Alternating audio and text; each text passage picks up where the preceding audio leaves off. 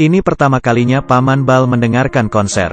Pemain seruling sering melakukan kesalahan di atas panggung. Ini membuat Paman Bal langsung kehilangan minat. Beberapa hari kemudian, pemain seruling ini diangkat oleh Paman Bal ke atas meja. Seorang wanita bertanya, "Makanan pembuka ini sangat lezat. Jenis makanan apa yang digunakan untuk memasak?" "Jangan bertanya, saya takut saya memberitahumu. Kamu jadi tidak berani makan lagi." Semua orang mengira Paman Bal sedang bercanda. Tidak terlalu peduli. Sebenarnya, yang mereka makan itu adalah pankreasnya si pemain seruling. Di akhir makan malam, agen Awei datang berkunjung. Dia datang untuk mencari bantuan dari Paman Bal untuk selidiki pembunuhan berantai bersama. Awei mengira ada masalah dengan arah penyelidikannya. Organ hilang oleh korban mungkin tidak dikumpulkan dengan sengaja. Itu karena pembunuhnya mengidap penyakit orang mati. Tapi Paman Bal menghindari pembicaraan tentang hal ini. Tepat pada saat dia memberi Awei mengambil jaket, Awei membolak-balik rak buku secara acak. Dia membuka buku masak. Di dalam ditandai secara mengesankan. Ada metode pembuatan pankreas. Dan korban terakhir yang hilang adalah pankreas. Tidak menunggu dia beraksi, Awei tidak menunjukkan kelemahan. Dia meraih busur dan anak panah dan menikam Paman Bal. Kemudian Paman Bal jatuh dengan beberapa tembakan. Sejak itu, raksasa yang terkenal kejam di penjara. Dihukum seumur hidup asteris-asteris. Awei juga mengalami trauma. Memilih mengundurkan diri untuk memulihkan dirinya. Setelah beberapa tahun kemudian, sang pemimpin menemukan Awei. Berharap dia bisa keluar dari masa pensiun. Menyelidiki kasus pembunuhan berantai. 2 rumah yang terdiri dari 5 anggota dihancurkan secara brutal. Waktu terjadinya kejahatan adalah malam bulan purnama. Awei melihat foto keluarga korban. Akhirnya dia menyetujui pemimpin lama. Saat dia datang ke TKP, terdapat noda darah dari dalam kamar sampai luar.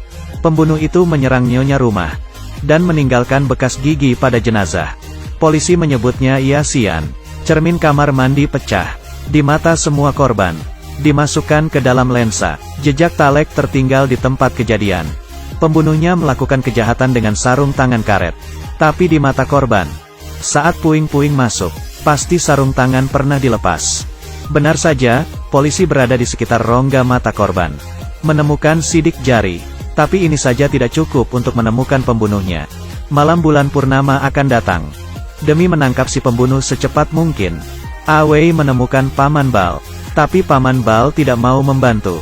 Tetapi Awei memberikan penawaran yang menarik. Keduanya mencapai konsensus. Paman Bal mulai memeriksa file-file tersebut. Petunjuk kuncinya pun ditemukan dengan cepat. Semua cermin di dalam ruang kamar itu pecah. Mungkin karena pembunuhnya memiliki cacat wajah. Tidak ada cara menghadapi diri sendiri yang sebenarnya. Paman Bal berkata, "Kamu seharusnya pergi ke TKP. Mungkin kamu akan mendapatkan sesuatu." Benar saja, Awei di atas pohon menemukan tanda yang ditinggalkan oleh si pembunuh. Di dalam mahjong Cina, itu menggambarkan naga merah. Di kastil yang suram ini, ada kenangan masa kecil yang menyakitkan dari Yasian. "Mengapa kamu mengompol lagi? Kurung tutup. Keluarkan aku, nenek." "Aku salah. Diam." Jingan kecil. Selanjutnya, Yasian mengeluarkan album foto. 7 wajah penuh dengan pemujaannya pada Paman Bal. Awei menemukan Paman Bal lagi. Berbicara tentang petunjuk merah berhuruf Zong. "Zong," Paman Bal berkata, "burung perut merah terjebak dalam sangkar." Sukavati marah karenanya. Kalimat ini sepertinya mengatakan situasi Paman Bal saat ini. Perkataan itu sepertinya menyiratkan sesuatu. Setelah Awei pergi, Paman Bal memiliki 10 menit waktu untuk berbicara dengan pengacara. Tapi dia tidak menelepon pengacara itu, melainkan memanfaatkan kesempatan ini dengan mendapatkan alamat rumah keluarga Awei. Awei juga di dalam buku menemukan apa yang dikatakan oleh Paman Bal. Yang disebut naga merah, berarti membunuh seorang wanita yang penuh sinar matahari. Bisa menyelesaikan transformasi. Ini membuat Awei tiba-tiba sadar. Dia kembali ke kantor polisi untuk mencari informasi. Pemimpin itu datang dan memberitahu Awei. Petugas kebersihan di penjara menemukan Paman Bal dan Yasian. Terdapat sebuah surat. Surat itu penuh dengan pemujaan Yasian terhadap Paman Bal. Tetapi konten kuncinya dihancurkan. Tapi polisi dengan segera memperoleh cara-cara teknis. Konten yang hancur dipulihkan. Konten tersebut menunjukkan pemberitahuan orang yang hilang. Ada kata sandi tentang hubungan Paman Bal dengan Yaxian. Agar tidak membuat gerakan yang mencurigakan, Awei tetap saja membiarkan penerbit menerbitkan koran. Tidak lama, kata kunci pun teruraikan. Isinya adalah sebagai berikut. Ini adalah alamat rumah Awei. Kamu bunuh keluarganya dulu. Tunggu instruksi saya selanjutnya. Setelah polisi mengetahui kabar tersebut, helikopter dengan darurat diberangkatkan. Sebelum Yaxian datang, dengan bergegas menyelamatkan keluarga Awei, dan mengirim mereka ke tempat yang aman. Paman Bal memang Paman Bal. Di penjara, dia hampir melaporkan penangkapannya. Demi keselamatan keluarganya, Awei memutuskan untuk membawa ular itu keluar dari goa. Dia menemukan seorang reporter untuk memposting artikel tentang Awei. Berita tentang penghinaan gila oleh Yaxian, dan sengaja mengungkapkan alamat rumahnya, dengan tujuan untuk membuat Yaxian marah. Tunggu dia datang. Namun, setelah beritanya diliris, Yaxian pun sama sekali tidak mencari Awei, melainkan mengikat reporter yang merilis berita tersebut. Dia merekatkan reporter itu ke kursi roda dengan lem super. Kemudian mulai memamerkan tato naga merah yang kuat.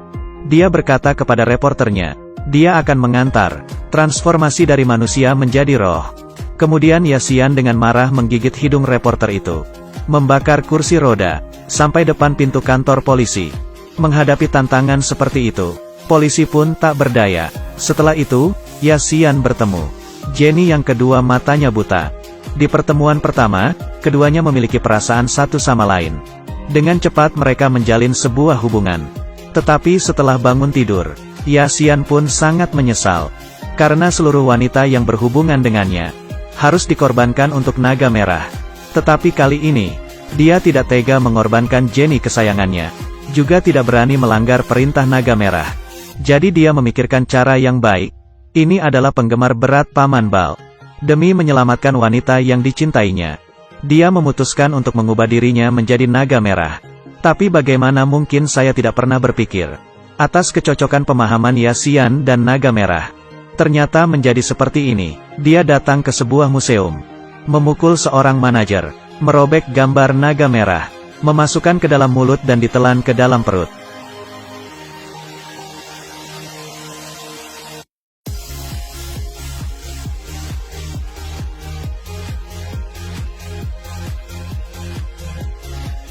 Pada saat yang sama, untuk menangkap Yaxian sesegera mungkin, Awei menemukan Paman Bal lagi. Kali ini, dia menawarkan penawaran yang lebih menarik. Kalau Paman Bal bisa memberikan petunjuk, setiap minggu memiliki kesempatan sekali untuk internetan, juga bisa makan-makan malam yang enak. Paman Bal gagal melarikan diri dari hukum kebenarannya. Dia memberitahu Awei, Anda bisa melihat lebih dekat video keluarga korban. Awei melakukannya. Setelah menonton video tersebut beberapa kali, dia mengerti, tidak ada masalah dengan konten dari rekaman videonya. Yang ada masalah adalah, video dua orang yang terbunuh berasal dari perusahaan yang sama. Itu bisa disimpulkan dari ini. Pembunuhnya pasti karyawan dari perusahaan ini. Dengan gegas Awei langsung pergi ke perusahaan ini. Pada saat ini, Yaxian kebetulan sedang jaga shift malam.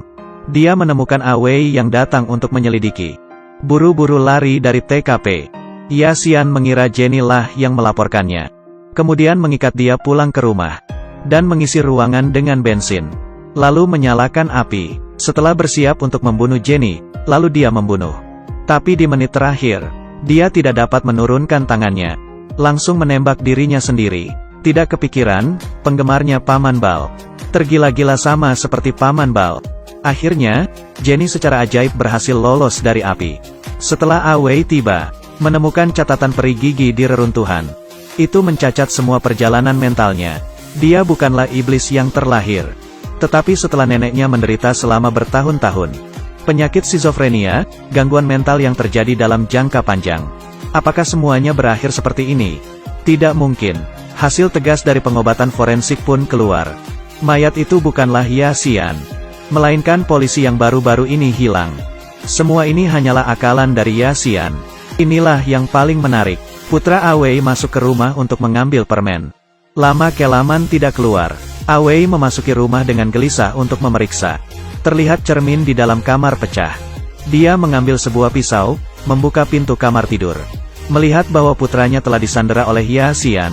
Putranya kencing di tempat. Melihat ini, Awei mempunyai ide. Mulai meniru nada suara nenek dan menghina putranya. Aku belum pernah melihat anak jorok sepertimu. Berani-beraninya kamu kencing di celana, kamu jorok sekali. Keluar dari sini. Trik ini mengacu padanya untuk memanasinya.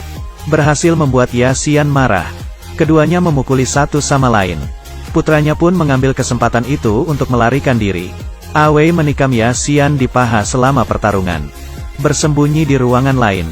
Kemudian keduanya menembak satu sama lain melewati pintu. Akhirnya Ya Xian itu mati dengan pistol Awei. Sementara Paman Bal yang dipenjara, menemukan bahwa adik perempuannya dan bibinya adalah wanita penting ketiga dalam hidupnya. Ana seorang detektif magang. Adegan ini dengan seri ketiga Hannibal. The Silence of the Lambs, terhubung dengan mulus. Bagi yang suka film seri ini, kalian dapat mengklik beranda untuk menontonnya.